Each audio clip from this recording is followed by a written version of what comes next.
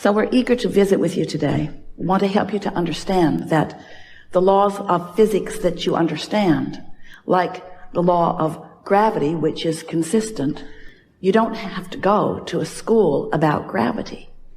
They don't say to you in your first days in school, you know, if you don't come to this class, you could fall up. Many, many children are missing.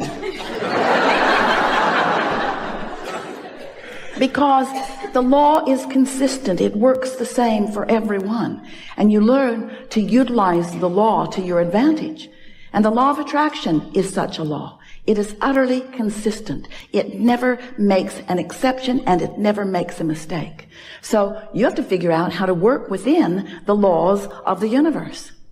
We cannot talk about the law of attraction without introducing to the subject the word momentum, because law of attraction is the reason that momentum exists.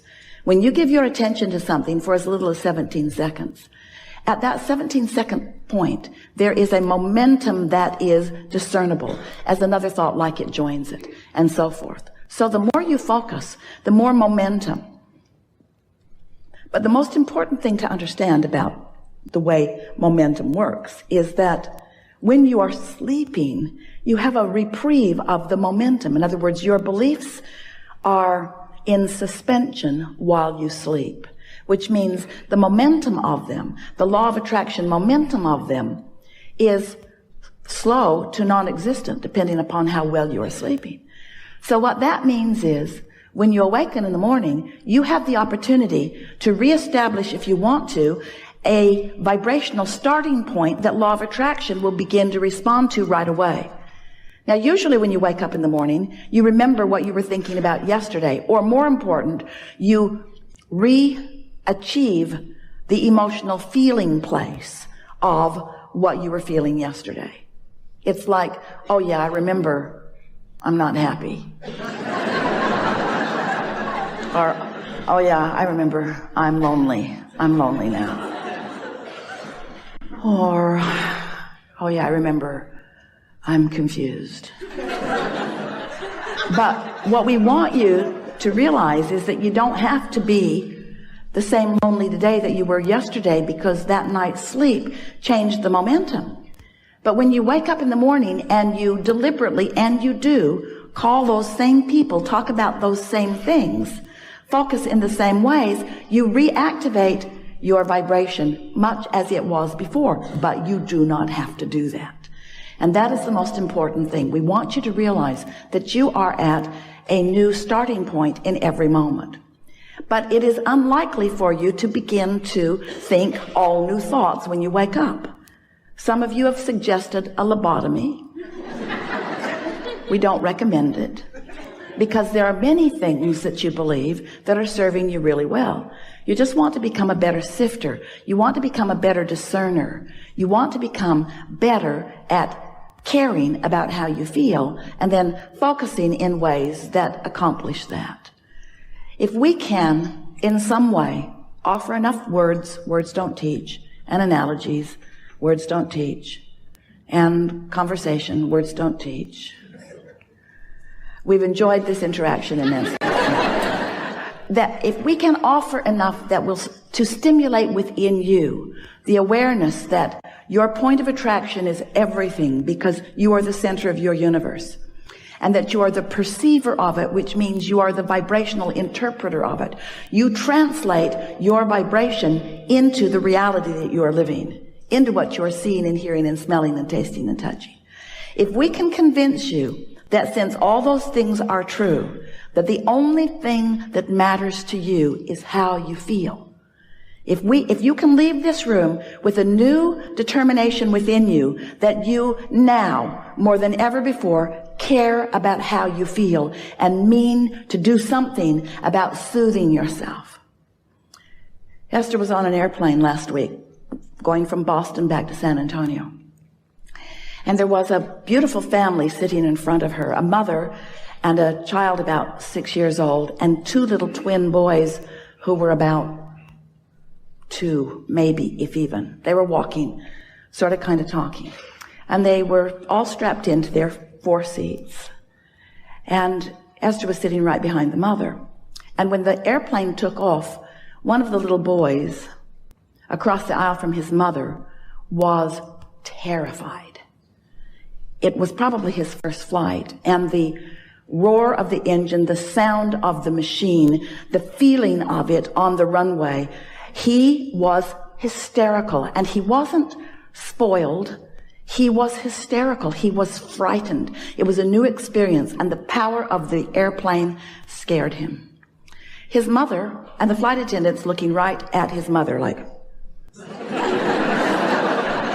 do not get out of your seat. Do not get out of your seat. And Esther is thinking, if I were that mother, I would be out of my seat now. So the airplane got in the air, and once it was stable, long after Esther thought it was stable, the flight attendant gave her the knowing nod, like, now that your child is out of oxygen. So now, mother moved over into his seat and held him tight in her arms, just tight in her arms, kissing the back of his head and holding him tight in her arms. And gradually he settled down back into his knowing that all was well. And Esther watched that, and she said to her friend sitting next to her, I want to do that with everyone on the planet. I want them to sit on my lap, and I want to hold them in my arms, and I want to say, it's okay. It's okay. Everything's okay. Everything's okay. Everything's okay. She wants to do it to herself. She wants to soothe herself into a point of attraction that allows her what she wants and deserves. She wants you to be soothed into a point of attraction that allows you what you want and deserve, because that is the only missing factor. How you feel. How you feel. If you're terrified, if you're angry, if you're resentful, if you're depressed, if you're aggravated, if you're overwhelmed, those negative emotions are you beating up on you. Now it doesn't feel like that to you. It feels like somebody else is doing it. Esther was pretty mad for a minute at the flight attendant who was just doing her job. But it made Esther want, with everything that she is, to just make sure that she takes care of feeling good. In other words, someone asked us the best question that has ever been asked a few weeks ago. And the question was, Abraham, how do you get rid of doubt? And we said, you get rid of it before it starts, which was so annoying. Because when you're in the middle of it, that answer doesn't apply. How do I get rid of it before it starts when I've already got it? And we say, well, eventually you're going to sleep, and you're going to get up tomorrow, and tomorrow you're going to soothe yourself better so that doubt never gets started. Doubt will never get a foothold if you're watching what you're doing. So Esther began applying that to herself. She woke up every morning with a determination that she was going to find a good feeling place, and that she was going to maintain it as long as she could. And she, for the first day, she didn't even get out of bed before it was too late. The second day it was better. The third day she didn't make it through breakfast. In other words, it took quite a while of Esther caring more about how she felt than tending to emails, caring more about how she felt than tending to what was going on with other people. In other words, you've got to put yourself first. You've got to be so selfish. You have to care about how you feel, which means you have to tend to the self that you really are. You've got to find a way of closing that gap between who you're being right now and who you really are. And who you really are loves you so much, adores you, appreciates everything that you are, flows constantly to you, assisting you in every possible way. Last week, Esther came bouncing up the steps, and the step wasn't stable. When she stepped on it, it caved in, and her foot went between the step and the stage. Scraped up her shin. She stumbled onto the stage. It was funny. It was really funny. And Esther thought, for the life of me, I do not know how I went down. So Esther has a dear friend who sees energy. She always comes to the seminars in the city where she lives and sits in the back of the room because she not only likes to see the energy around Abraham, she liked to see the energy around Jerry when he was sitting at the table and the energy around you. She could actually see who was all lighted up. She knows who Abraham is likely to call on because she can read this energy. So after every workshop, she watches all of the live streams. She sends Esther an email and she says, yeah, Jerry walked on the stage with you. And Esther says, yeah, I know. I can feel him there. And then she said, he caught you last week. And Esther thought, that's why I didn't fall down. Didn't make sense to me. I didn't have my balance. I didn't have anything close to my balance, but I didn't go down. This is the thing that we want you to understand. We've got you.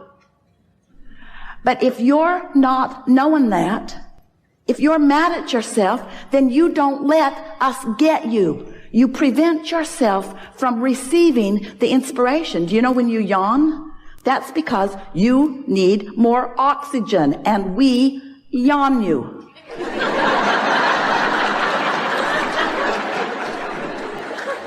All of you are receivers, you see. How often are you in traffic and you know to do something that prevents something that... How many things do you prevent that you don't even know you prevent? So many, because you're receiving constant impulses. You are so blessed. You are so tended to. We are so aware of you, and you are so in your own way so much of the time as you're complaining about this and worrying about that. Watching CNN.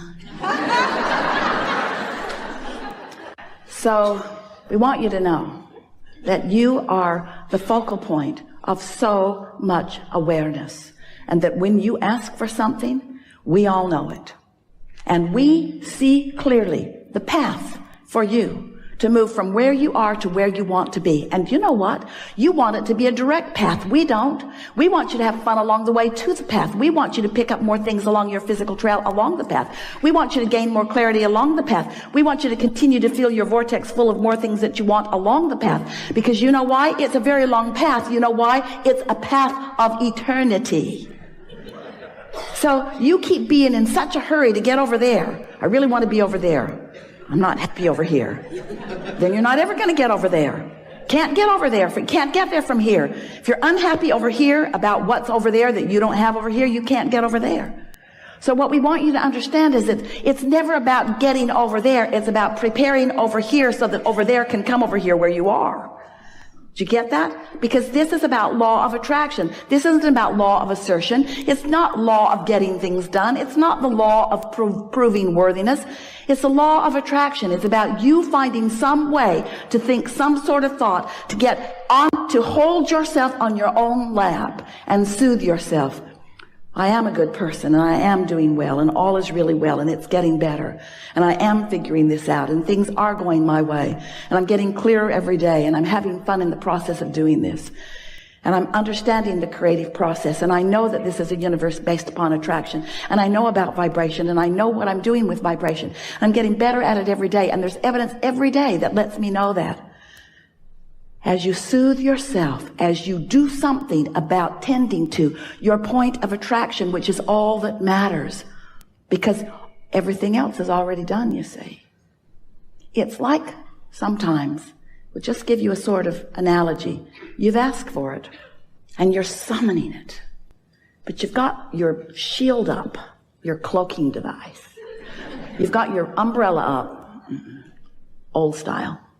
You've got your umbrella up, and everything that you want is flying to you, but you're deflecting it with your habits of thought, with your bogus, ridiculous habits of thought, like unworthiness or unreadiness or not in the right place-ness.